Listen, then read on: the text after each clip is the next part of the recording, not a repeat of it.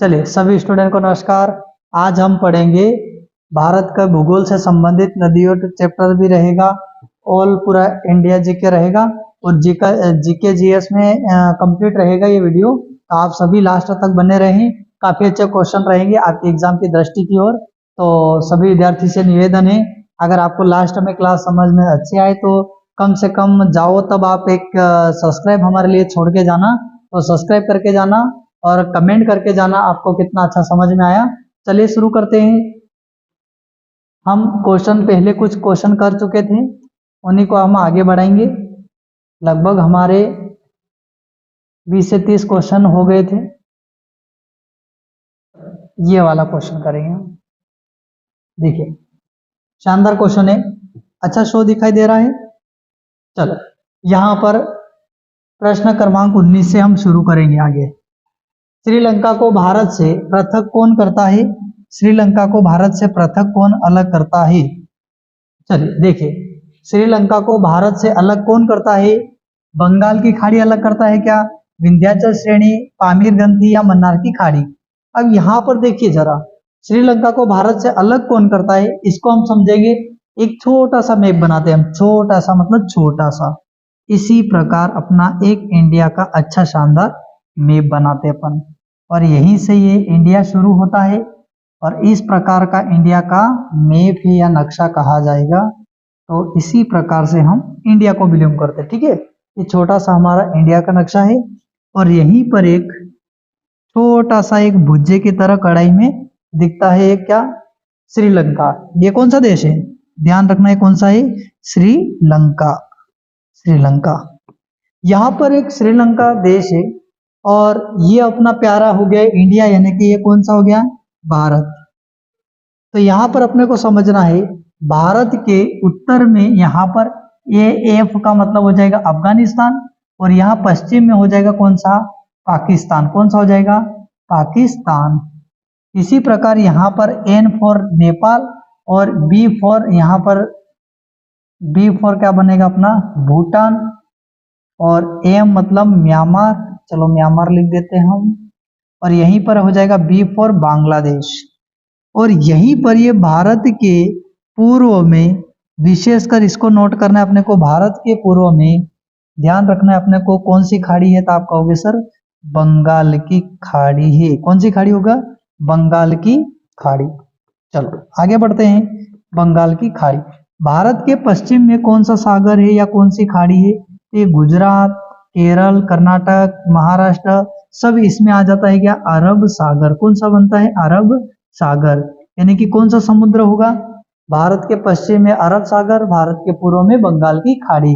तो यहाँ पर आप ये जो श्रीलंका है, श्री लिखा है और पूरा नाम भी लिखा है श्रीलंका, यहाँ पर जो बीच में ध्यान रखना है, बीच में पानी भरा हुआ है, तो इसकी स्थलीय सीमा जमीन से नहीं लगती जबकि समुद्र से लगती। बीच में समुद्र है और समुद्र यहाँ पर कौन सा है, आपसे कभी क्वेश्चन पूछे तो ध्यान रखना है, इसी को हम क्या कहते हैं, राम सेतु यहीं पर बना है, या फिर राम सेतु नहीं आए तो ध्यान रखना है इसको कहेंगे हम, क्या कहेंगे, ध्यान रखना है पाक जल डमरू। क्या कहेंगे हम, पाक जल डमरू। पाक जल डमरू है राम सेतु, पाक जल डमरू, या फिर कन्याकुमारी यहीं पर है, ध्यान रखना कन्याकुमारी, कन्याकुमारी नहीं कुमारी। और ये तमिलनाडु का सबसे दक्षिणतम बिंदु, भारत का आखिरी सीमा स्थली यानी कि स्थलीय सीमा का आखिरी पॉइंट कौन सा है, कन्याकुमारी। तो हमें इतना पूछा गया था कि भारत से श्रीलंका को अलग कौन करता है, आप देख सकते हो यहीं पर पाक जल डमरू है और यहीं पर मन्नार की खाड़ी है। क्या कहेंगे हम, मन्नार की खाड़ी, मन्नार की खाड़ी। तो इसी मन्नार की खाड़ी को हम क्या कहते हैं, अरब सागर और बंगाल की खाड़ी का जो पानी रहता है दोनों यहाँ पर आकर के मिलते हैं। तो हमारा राइट आंसर बनेगा पामीर ग्रंथि। तो आपको पता है पामीर ग्रंथि 1984 में भारत का और भारत में सबसे बड़ा ऊंचा युद्ध हुआ था, विश्व युद्ध कहते हैं। तो विश्व युद्ध हुआ था सियाचिन ग्लेशियर जो हिमनद होता है वहीं पर, लेकिन पामीर ग्रंथि एक भारत के ऊपरी एक गांठ है, इसी कहते हैं हम पामीर ग्रंथि, एक गांठ है यहाँ पर। तो इसके कारण टियानसेन, कुनलुन ये सब इसके ग्रंथियां हैं, ये ऊपर होगी। लेकिन विंध्याचल पर्वत श्रृंखला ये तो बीच में है ना, एमपी से होकर गुजर रही है, ध्यान रखना। विंध्याचल श्रेणी तो एमपी के बीच में होकर के निकल रही है या भारत के बीचों बीच है, तो विंध्याचल पर्वत श्रृंखला हो नहीं सकती। पामीर ग्रंथि भी ऊपर है और यहाँ पर मन्नार की खाड़ी, सॉरी यहाँ पर फिर बंगाल की खाड़ी आप देख रहे हो, बंगाल की खाड़ी तो भारत के पूर्व में हो गई, तो हमारा राइट आंसर क्या बनेगा, बचा हुआ मन्नार की खाड़ी। और आप सबको पता है मन्नार की खाड़ी यहीं पर है, जिसको पाक जलडमरू कहते हैं, राम सेतु यहीं पर है, कन्याकुमारी सबसे दक्षिणतम पॉइंट है। एक क्वेश्चन और बनेगा, भारत का सबसे दक्षिण भाग में यानी कि जमीनी हिस्सा कहाँ तक है, भारत का सबसे दक्षिणतम बिंदु कौन सा होगा, तो आप कहोगे कन्याकुमारी। इसी कन्याकुमारी में पार्सन पॉइंट या इंदिरा पॉइंट है।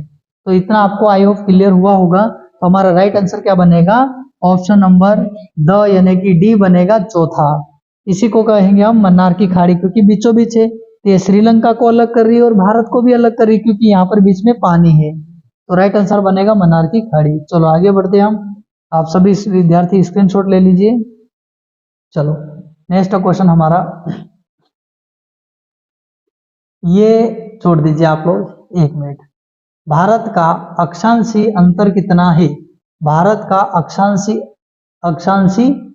अंतर कितना है। अक्षांशीय यानी कि आड़ी रेखा, और आप सबको पता होगा आड़ी रेखा कहां तक होगी, 97, और इधर आगे कितनी होगी, भारत का अक्षांशीय अंतर। तो भारत का अक्षांशीय अंतर, इसका मतलब क्या हो जाएगा, एक नक्शा बनाएंगे, इसी के आधार पर हम समझेंगे। भारत का अक्षांशीय विस्तार, तो अक्षांशीय विस्तार पढ़ने से पहले हम ध्यान रखेंगे भारत का अक्षांशीय विस्तार क्या है। तो यहाँ पर अपना कितना हो जाएगा, 97 चैनल लगभग माना जाएगा, और यहाँ पर 37 होगा। तो ये जो होगा ये 8 चैनल होगा, ध्यान रखना 8। तो आपको इतना समझना है कि 37 और अपने 97 में कितना अंतर है, 37 लगभग माना जाएगा। तो लगभग यहाँ पर माना जाएगा लगभग 29-28 बनेगा अपना अक्षांशीय विस्तार। आपको बाद में नेक्स्ट वाले वीडियो में हम शेयर करेंगे पूरा कंप्लीट एक मैप के थ्रू। यहाँ पर आपको डाउट भी बन सकता है, यहाँ पर दोनों ऑप्शन सही दिख रहे हैं, एक अक्षांशीय हो जाएगा एक विस्तार हो जाएगा, आप ऑप्शन नंबर सी मान लीजिए। इसके बाद आपको जस्ट समझाऊंगा मैं लास्ट में। यहाँ पर ध्रुवों की ओर जाते समय दो देशांतर रेखाओं के बीच की दूरी घटती जाती है, कथन कौन सा सही है, कथन पहला है सत्य, ध्रुवों की ओर यानी कि ध्रुवों की ओर जाते समय देशांतर रेखाओं के बीच की दूरी घटती जाती है, बिल्कुल सही होगा। कथन क्या होगा, right answer option number A बनेगा। भारतीय मानक समय रेखा व कर्क रेखा भारत के कितने राज्यों से होकर गुजरती है, ये अच्छा पॉइंट है। भारतीय मानक समय रेखा और कर्क रेखा कितने राज्यों से होकर गुजरती है, इसको अपन समझ सकते हैं तो ओनली मात्र मैप से, क्योंकि यहाँ पर उत्तर देना दो राइट आंसर तो ए आएगा, लेकिन इसको भी हमें समझेंगे कैसे, इसको देखिए जरा। ये अपना प्यारा क्या है, भारत का एक नक्शा है। इसी भारत के नक्शे के आधार पर हम समझेंगे भारत से कितने राज्यों से कर्क रेखा और मानक समय रेखा गुजरती है। आपको पता होगा कर्क रेखा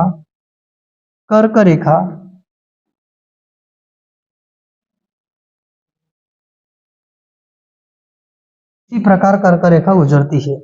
ये क्या हो जाएगी, कौन सी रेखा होगी, ध्यान रखना है कौन सी रेखा होगी, कर्क रेखा। कौन सी रेखा होगी, कर्क रेखा होगी। और एक हो जाएगी भारतीय मानक समय रेखा।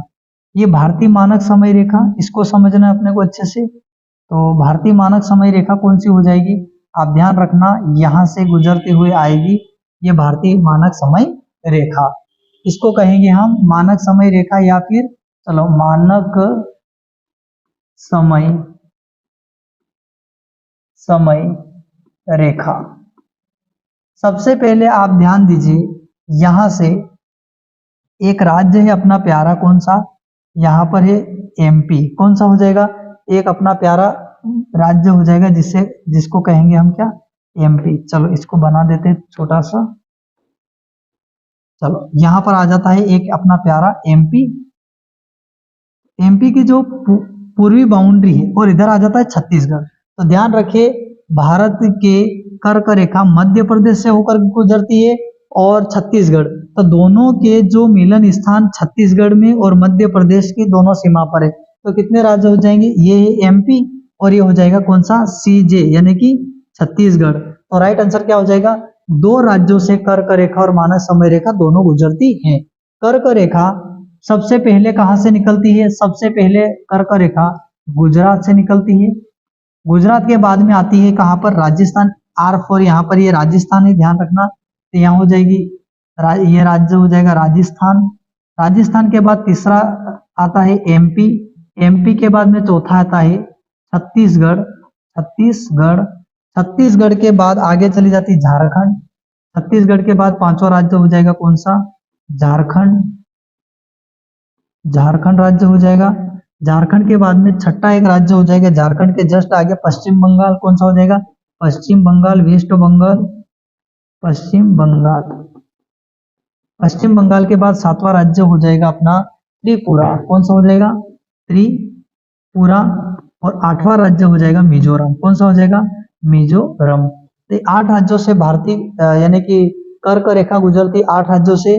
भारतीय मानक समय रेखा 5 राज्यों से गुजरती। कितने राज्यों से गुजरती है, 5 राज्यों से गुजरती है। आप सबको इतना पता होना चाहिए। 5 राज्य कौन कौन से हैं, ध्यान रखिए। एक यूपी हो जाएगा, यूपी के बाद में कौन सा हो जाएगा, यूपी के बाद में कौन सा हो जाएगा, ध्यान रखना है। यूपी के बाद में एक एमपी, फिर हो जाएगा छत्तीसगढ़, फिर हो जाएगा आंध्र प्रदेश, आंध्र प्रदेश, आंध्र प्रदेश हो जाएगा। आंध्र प्रदेश के बाद में एक यूके हो जाएगा। कौन सा हो जाएगा, यूके यानी कि उत्तराखंड। ध्यान रखना, ये 5 राज्यों से भारतीय मानक समय रेखा गुजरती है। लेकिन क्वेश्चन यहाँ पर पूछा गया था, भारतीय मानक समय रेखा व कर्क रेखा भारत के कितने राज्यों से होकर गुजरती है। तो एक राज्य हो जाएगा एमपी के बाउंड्री पर और एक हो जाएगी छत्तीसगढ़, दोनों को क्रॉस करती है। तो हमें राइट आंसर हो जाएगा, कितना हो जाएगा, ऑप्शन नंबर 2। चलो आगे बढ़ते हैं हम। संयुक्त राज्य अमेरिका में मानक समय रेखा कितने भागों में बांटा गया है। संयुक्त राज्य अमेरिका में मानक समय रेखा कितने भागों में बांटा गया है। तो यह भागों में बांटा गया है 7 भागों में। कितने भागों में, 7 भागों में। चलो जो अच्छा डिटेल वाला क्वेश्चन रहेगा उसको हम समझा देंगे। गुजरात की अपेक्षा अरुणाचल प्रदेश में सूर्योदय लगभग कितना समय पहले, कितने घंटे पहले होता है। तो देखिए गुजरात में सूर्योदय, ध्यान रखना है यहाँ पर एक मैप के आधार पर ही हम अच्छे से क्लियर कर पाएंगे कोई भी पॉइंट, ध्यान रखना। यहाँ पर एक राज्य आता है, चलिए ये हो जाएगा यहाँ पर अरुणाचल प्रदेश। कौन सा हो जाएगा, अरुणाचल प्रदेश। ये हो जाएगा अरुणाचल प्रदेश, क्योंकि पूर्व में कौन सा राज्य है, अरुणाचल प्रदेश। और यहाँ पर ये जो है ये कितना हो जाएगा, गुजरात। तो यहाँ पर लगभग 1 घंटे का अंतर होता है। कितने घंटे का होता है, 1 घंटे का अंतर होता है। अरुणाचल प्रदेश में 1 घंटे पहले सूर्योदय होता है, गुजरात में 1 घंटे बाद में। लेकिन एक क्वेश्चन पूछेगा भारतीय मानक समय रेखा और कर्क रेखा में अंतर कितना होता है सूर्योदय का, या फिर कितने डिग्री का अंतर होता है। तो वो होता है अपना लगभग 5.5 घंटे का अंतर होता है, ध्यान रखना। तो 1 घंटे का अंतर रहेगा। अरुणाचल प्रदेश में 1 घंटे पहले सूर्योदय हो जाएगा और गुजरात में 1 घंटे पहले, 1 घंटे बाद में होगा।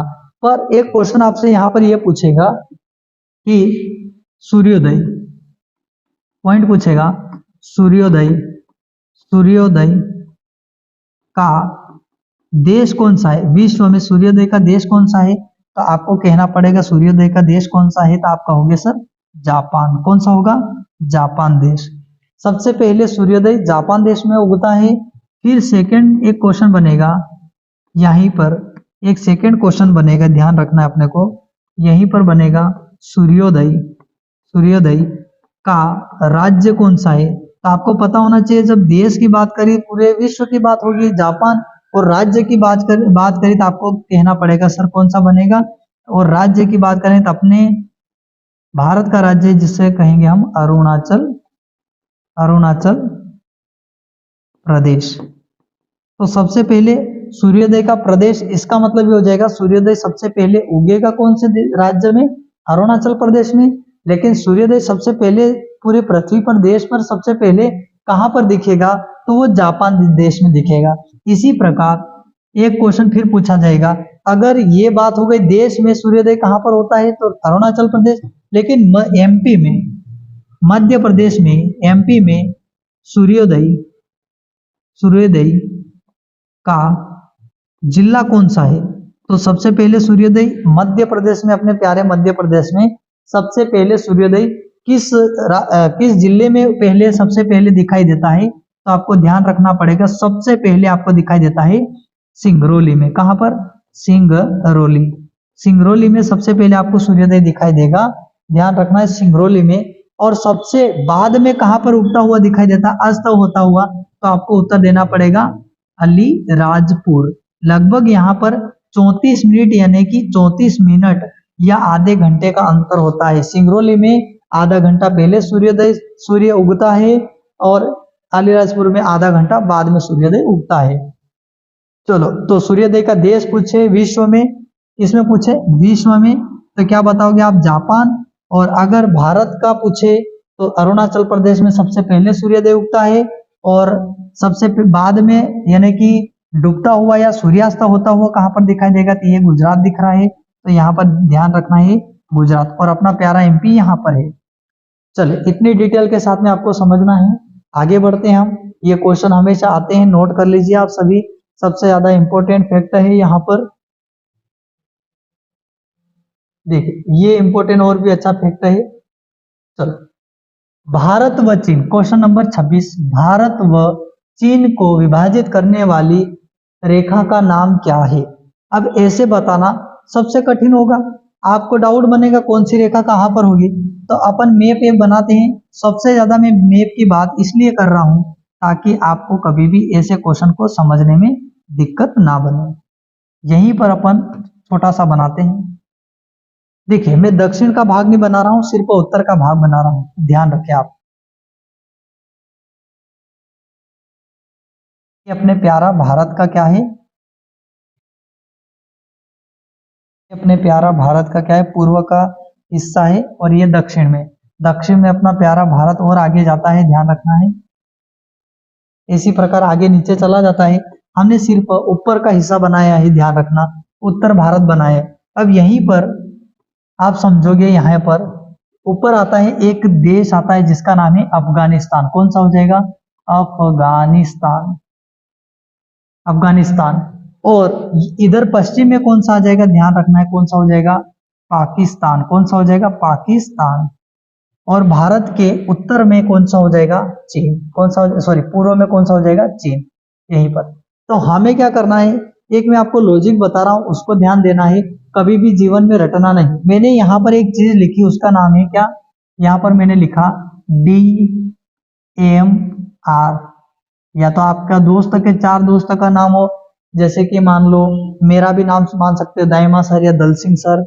A मतलब मुकेश, R मतलब रवि, कुछ भी नाम ले लीजिए आप, कोई दिक्कत नहीं है। लेकिन DMR एक लॉजिक है, या आप मान सकते हो ट्रिक है। DMR 3 दोस्तों का नाम याद रखो, या तो आप दल सिंह याद रख लो, मोहन याद रख लो, या रमेश याद रख लो। आपके जो फेवरेट दोस्त है, जो सबसे पहले काम में आता है, उसको पहले नंबर पर रख लीजिए। एम नाम का कोई आपका दोस्त है जो सेकंड में आपका काम कर सकता है, उसको रख लीजिए। और जो कभी भी थोड़ी थोड़ी बात आपकी सुने, उसको बाद में रख लीजिए। तो मैंने यहाँ पर ले लिया DMR। और आपको इतना याद होना चाहिए कि D हमेशा ABCD में पहले आता है, D के बाद M आता है, M के बाद R आता है। लेकिन आप सीरियल से चलोगे, सीरियल से ABCDEF, तो आपको फिर सर D के बाद E आता है। लेकिन आप देखिए कोडिंग डिकोडिंग में तो D के बाद M दिख रहा है ना, M के बाद R आता है, R 18 पर आता है, M 13 नंबर पर, D 4 नंबर पर। तो हम D के बाद M को, तो D को हम कहाँ लिखेंगे, ध्यान रखना है, यहाँ पर ऊपर लिख रहे हैं। D को हमने यहाँ पर लिखा, ध्यान देना है। D को हमने ऊपर लिखा, D के बाद क्या आया? M को मैंने यहाँ पर लिख दिया, चाइना के पास में, M को यहाँ पर लिख दिया। और R को मैंने क्या किया, लास्ट में लिख दिया, कोई दिक्कत नहीं। DMR ऐसे लिखना है, भारत का नक्शा बनाना है, DMR।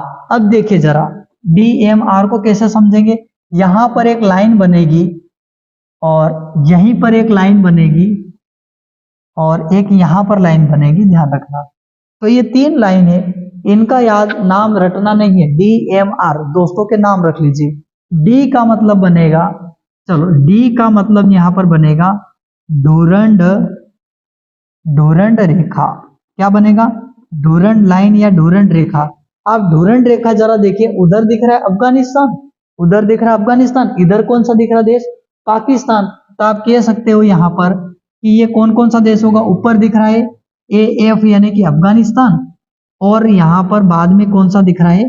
पाकिस्तान। तो डूरंड रेखा 2 देशों के बीच में कौन कौन सा देश है? अफगानिस्तान या फिर पाकिस्तान। आया समझ में या नहीं? अब इसके बाद आगे बढ़ते हैं, फिर डी के बाद में आ रहा है एम।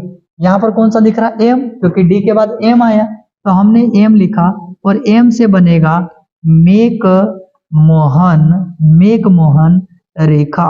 अब मेक मोहन रेखा आपको कहां पर दिख रही है? जरा देखिए, इधर दिख रहा चाइना, चीन, चीन को भी क्या बोलते हैं? चाइना भी बोलते हैं। चीन, इधर चीन दिख रहा है, इधर कौन सा दिख रहा है? चाइना। इधर चीन दिख रहा हो, इधर क्या है? बीच में ये दिख रहा है, ये कौन सा है? भारत। तो आप कह सकते हैं एम का मतलब मेक मोहन रेखा, तो चीन और भारत के बीच की लाइन है, तो हम कह सकते हैं मेक मोहन रेखा भारत और चीन, इन दोनों के बीच की रेखा है। तो मेक मोहन रेखा चीन और भारत के बीच में बंटवारा करती है जमीन का, ध्यान रखना। इसके बाद आर आया, और आर से बनेगा रेड क्लिफ, रेड क्लिफ रेखा। अब देखो रेड क्लिफ रेखा कौन से 2 देशों के बीच में? तो आर दिख रहा है, इधर पाकिस्तान, इधर दिख रहा भारत। तो आप कह सकते हो रेड क्लिफ रेखा, आर का मतलब पाकिस्तान और भारत, तो आप कह सकते हैं ये किसके बीच में होगी? भारत और पाकिस्तान, भारत और पाकिस्तान दोनों के बीच में बंटवारा करती है। तो आई होप आपको इतना कुछ समझ में आया होगा। तो यहाँ पर आप देख सकते हैं कितनी लाइन है? 3 लाइन है। DMR, डी से डूरंड रेखा, ऊपर अफगानिस्तान, इधर पाकिस्तान। इसके बाद एम, डी के बाद एम लिया हमने, एम से मेक मोहन रेखा बनेगी जो कि इधर भारत है, इधर चीन है। और रेड क्लिफ रेखा, आर का मतलब रेड क्लिफ रेखा, भारत और पाकिस्तान, भारत और पाकिस्तान। हमें क्वेश्चन में क्या पूछा गया? अब देखिए जरा, भारत व चीन को विभाजित करने वाली रेखा कौन सी? भारत और चीन। तो भारत और चीन को करने वाली एम का मतलब क्या बनेगा? मेक मोहन रेखा। राइट आंसर क्या बनेगा? ऑप्शन नंबर स, यानी कि तीसरा बनेगा अपना करेक्ट आंसर। डूरंड रेखा अफगानिस्तान पाकिस्तान, रेड क्लिफ रेखा भारत और पाकिस्तान, और मेक मोहन रेखा क्या बनेगी? अपना राइट आंसर भारत और चीन के बीच। चलो आगे बढ़ते हैं, लेकिन एक क्वेश्चन आपसे फिर बनेगा। यहाँ पर ये बी मतलब क्या है? बांग्लादेश, हिंदी में लिख देते हैं। कौन सा देश है? बांग्लादेश, जिसकी राजधानी क्या है? ढाका। क्या है? ढाका। और इसी का यहाँ की मुद्रा क्या है? टका। बांग्लादेश की राजधानी है ढाका, और यहाँ की मुद्रा क्या है? टका। मुद्रा का मतलब रुपया, मुद्रा। और राजधानी क्या बनेगी? राजधानी ढाका, और यहाँ की टका। और बांग्लादेश है, बांग्लादेश में ध्यान रखना त्रिपुरा और बांग्लादेश के बीच में 0 डिग्री, कौन सी डिग्री? 0 डिग्री, ध्यान रखना है, 0 डिग्री रेखा खींची गई है। किसके बीच में? भारत और बांग्लादेश और त्रिपुरा के बीच में, बांग्लादेश और त्रिपुरा के बीच में 0 डिग्री रेखा खींची गई है, ध्यान रखना। आगे बढ़ते हैं हम नेक्स्ट। लक्षद्वीप समूह स्थित है। लक्षद्वीप समूह कहां पर स्थित है? तो लक्षद्वीप समूह कहां पर स्थित है? अरब सागर में, खंबात की खाड़ी में, मन्नार की खाड़ी में, या बंगाल की खाड़ी में? तो जरा बताइए लक्षद्वीप कहां पर है? तो आपको यहां पर बताना होगा कहां पर? अरब सागर में है। चलो आगे बढ़ते हैं हम। भारतीय संघ में केंद्र शासित प्रदेश है। भारतीय संघ में केंद्र शासित प्रदेश कितने हैं? आपको बताना पड़ेगा। ये पहले थे, कब थे? पहले कितने थे? 7 केंद्र शासित प्रदेश है। कितने थे? 7 केंद्र शासित प्रदेश। पर ये कब थे? पहले कब? आपको कहना पड़ेगा 31 अक्टूबर 2019 के पहले कितने राज्य थे? 7 केंद्र शासित प्रदेश थे, और राज्य कितने थे? तो आपको बताना पड़ेगा 29 राज्य थे। कितने थे? 29 राज्य थे। 7 केंद्र शासित प्रदेश थे, 29 राज्य थे। सॉरी शक्तिमान, गलती हो गई है। कितने राज्य थे ध्यान रखना, 28 राज्य थे। 28, अरे गॉड, 29 राज्य थे। कितने थे? 29 राज्य। पहले 7 केंद्र शासित प्रदेश थे और 29 राज्य थे। इसके बाद 31 अक्टूबर 2019 के बाद में क्या हुआ, इसके 2019 के बाद में 31 अक्टूबर को जम्मू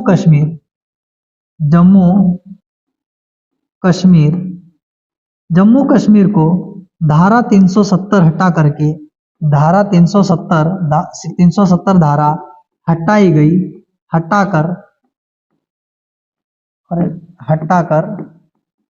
हटाकर इसको एक राज्य का, सॉरी इसको केंद्र शासित प्रदेश बना दिया गया। ध्यान रखें, केंद्र शासित प्रदेश। अब सुनिए, जम्मू कश्मीर पहले राज्य की श्रेणी में आता था और लद्दाख का हिस्सा था। फिर क्या हुआ, इस जम्मू कश्मीर को 370 धारा हटा करके एक नए केंद्र शासित प्रदेश का निर्माण किया गया। तो केंद्र शासित प्रदेश पहले 7 थे, प्लस एक कौन बन गया, जम्मू कश्मीर। एक कौन बन गया, जम्मू कश्मीर। अब क्या हो जाएगा, कुल कितने राज्य हो जाएंगे वर्तमान में, कुल 8 केंद्र शासित प्रदेश बनेंगे। कितने? 8 केंद्र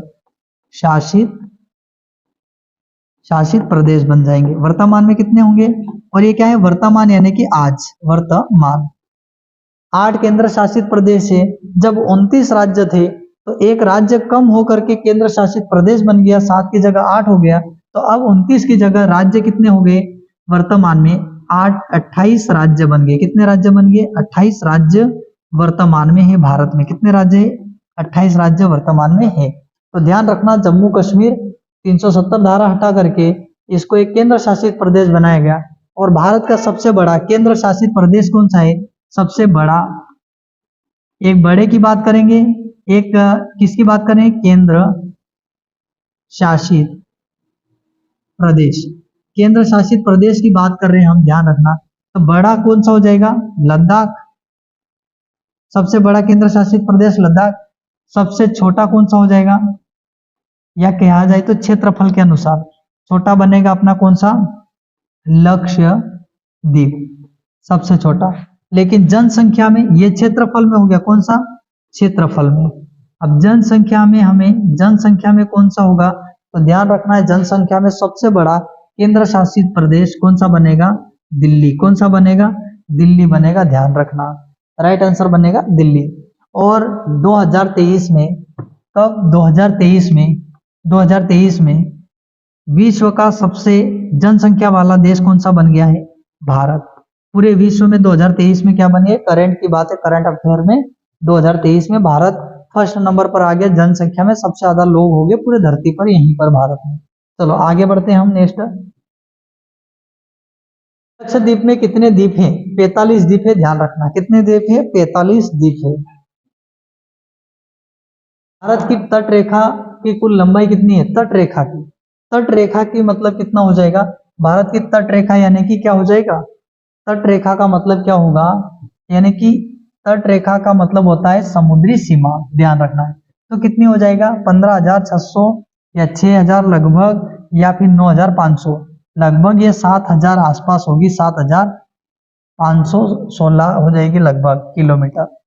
लेकिन स्थलीय सीमा कितनी हो जाएगी, ध्यान रखना, सबसे इंपॉर्टेंट है स्थलीय सीमा। भारत की स्थलीय सीमा कितनी होगी, तो आपको याद रखना है 5,200 किलोमीटर। सबसे ज्यादा लंबी सीमा, भारत की सबसे लंबी सीमा कोई लड़की नहीं है, ये रेखा है। रेखा भी एक लड़की है, ये क्या है, एक लाइन है कहा जाए।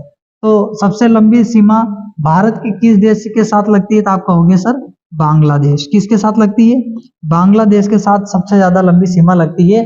लगभग कितनी लगती है, 6,900 लगभग किलोमीटर के आसपास लगती है। सॉरी शक्तिमान, 4,000 आसपास, 4,900 किलोमीटर आसपास।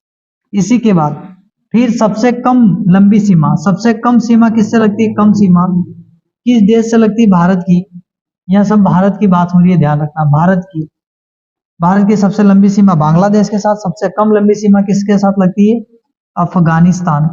अफगानिस्तान, ध्यान रखना, अफगानिस्तान। और अफगानिस्तान की राजधानी क्या है? काबुल। क्या है? काबुल। राजधानी क्या है? काबुल। और बांग्लादेश की राजधानी क्या है? ढाका। क्या है? ढाका। और यहाँ की मुद्रा क्या है? मुद्रा का मतलब क्या हो जाएगा? रुपया। मुद्रा जैसे अपने यहाँ पर रुपया है, वहां पर ढाका टका चलता है। क्या चलता है? टका। तो बांग्लादेश की राजधानी क्या है? ढाका। वहां की करेंसी क्या है? टका।